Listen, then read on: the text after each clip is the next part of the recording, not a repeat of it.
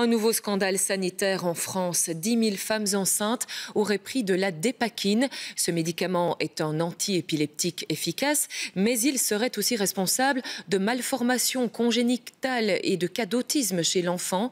Depuis quelques années, il est déconseillé aux femmes enceintes, mais apparemment, des médecins français ont encore prescrit la dépakine et il y a des cas aussi en Belgique. Voyez ce témoignage recueilli par Clémence Data.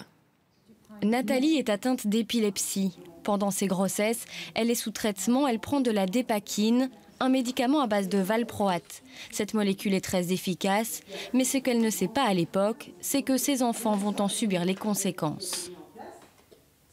Ève est autiste et dysphasique, donc des troubles du langage.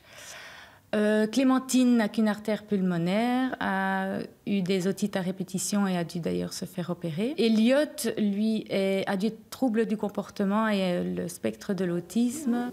C'est en 2013 que Nathalie comprend que le médicament est à l'origine de ces troubles. Pourtant, elle a plusieurs fois posé la question à son médecin.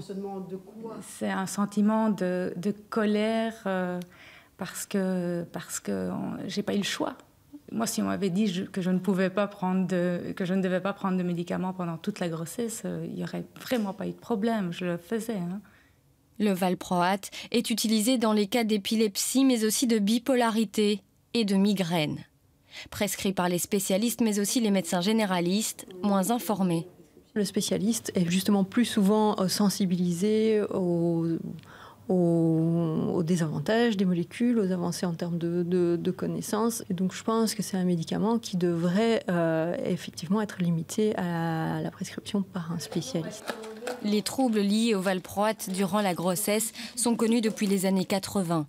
Il aura fallu plus de 20 ans pour que la notice soit modifiée par les firmes pharmaceutiques. Une longue bataille pour les familles. Si on ne recense en Belgique que 5 cas de malformation congénitale, 3000 enfants sont potentiellement concernés.